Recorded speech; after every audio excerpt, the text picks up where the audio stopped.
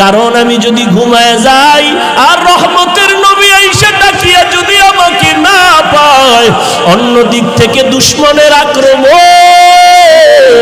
নবীর উপরে আক্রমণ যদি হয়, নবী যদি চলে যায়, আমি আবু বকরের বেঁচে থেকে কি লাভ?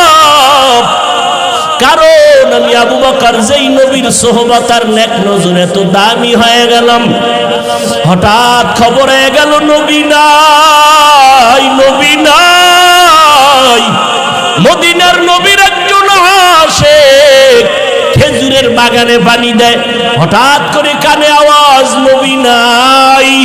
বালতি ফালাইয়া আসমানের দিকে তাকায় কয়, মালিক তুমি আমাকে অন্ধ বানাইয়া দাও, কারণ এই চক্ষু দুইটা রিজার্ভ করে রেখেছি শুধু নবীজিকে দেখবো আর কলিজাটা ঠান্ডা করব। আজ আমার সেই মোহাব্বতের নবী যদি না থাকে, এই চক্ষু দিয়া অন্য কিছু দেখবো না, তুমি আমার অন্ধ বানায় দাও। কেমন মায়ার নবীর মোহাব্বত রে, নবীর আশিক উম্মতের দল। আজকে ১৫০০ বছর পরেও ওই নবীর আদর্শের কারণে কত সম্মান আল্লাহ দান করেছেন। নবীর মোহাব্বতের টুপি, নবীর আদর্শের দাড়ি, নবীর আদর্শের পোশাক, আজকে কত সম্মান। যত বড় কাটটা বেঈমান হোক না কেন, মদিনার পোশাকটা দেখলে সম্মান করার চেষ্টা করে। মদিনার নবীর আদর্শের এত দাম, ১৫০০ বছর পরেও কত বড় বড় বিধর্মীরা নবীর সুন্নতের এই আদর্শ দেখে মুসলমান হয়ে গেল।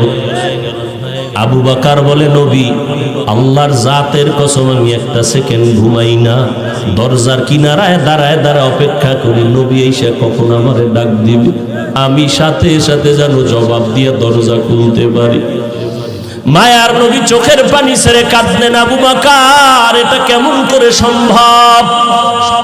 নবীজির এই কথা আবু বকর বলে, নবী আমার মেয়ে আসমা এও রাতে ঘুমায় না, আমি সারা রাত অপেক্ষা করি, আমার কন্যাটাও নাস্তা বানায় অপেক্ষা করে, মদিনার পথে কে দিবে খানা, আমার মেয়ে খানা নিয়ে অপেক্ষায় থাকে। আমি আবু বকরও যাব, আমার মেয়েটা অপেক্ষা করে। শুধু তাই না, এই হিজরতের পথে নবী বাহন আমি রেখেছি খুঁটির গোড়ায় বেঁধে, এই বাহনটাও কোনো রাত্র ঘুমায় না। মদিনার নবী আসবেন, পথের দিকে তাকায় থাকে মক্কার দিকে, নবী আসবেন তারে পেটের মধ্যে নিয়ে মদিনায় যাবেন।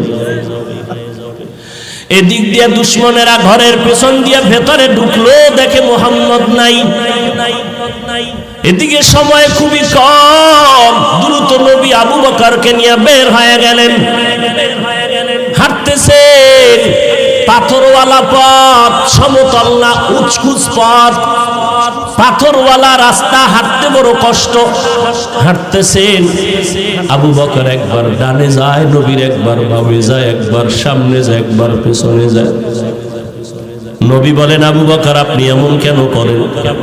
আবু বকর বলে, নবী দুশমনের ভয় আমি ভয় পাই, ডান দিক থেকে না জানি আক্রমণ আসে ডানে যাই, বাম দিক থেকে না জানি আক্রমণ আসে আমি বামে যাই, পেছন দিকে যাই, আবার পেছন থেকে যেন আক্রমণ করতে না পারে।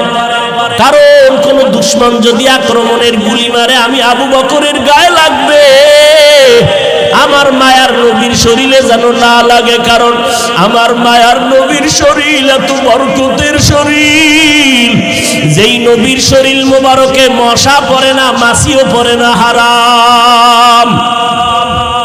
আবু বকর নবী হাঁটতেছেন দুজনে মদিনার পথে। যাওয়ার বেলায় শেষ সময় বাইতুল্লাহর কিনারায় গিয়ে নবী একটু বিদায় দেয়, কান্না করে, এরে বাইতুল্লাহ আমি তোর জন্য বড় পাগল, বড় আশিক। ওরে বাইতুল্লাহ, তোর দরজায় যখন আমার সিনাটা লাগাই, কলিজাটা ঠান্ডা হয়ে যায়। ও বাইতুল্লাহ, দুশমনের ভয়ে পারি না, একটু মুহাব্বত করে সেজদা দিয়া নামাজ পড়ো। আমার আল্লাহর ঘর, আমার আল্লাহর ঘরের দিকে ফিরিয়া নামাজ পড়তে পারি না রে বাইতুল্লাহ। আমার দুশমন কলিজাটা ভেঙ্গে যায় রে বাইতুল্লাহ। তোর গায়ে যখন আমি লাব্বাইকের আওয়াজ দিয়ে হাতটা লাগাই, কলিজা ঠান্ডা হয়ে যায়। ও বাইতুল্লাহ, তোরে রেখে যাইতে মনে চায় না। মদিনার পথে আমার জন্মভূমি, এখান থেকে যেতে মনে চায় না, কিন্তু আমার মালিকের অর্ডার। ও বাইতুল্লাহ, আজ আমি চোখের পানি ছেড়ে কান্না করে যাইতেছি। একদিন আমি হাসি মুখে বিজয়ের মালা নিয়ে বাইতুল্লাহ তোমার কিনারায় এসে হাজির হব।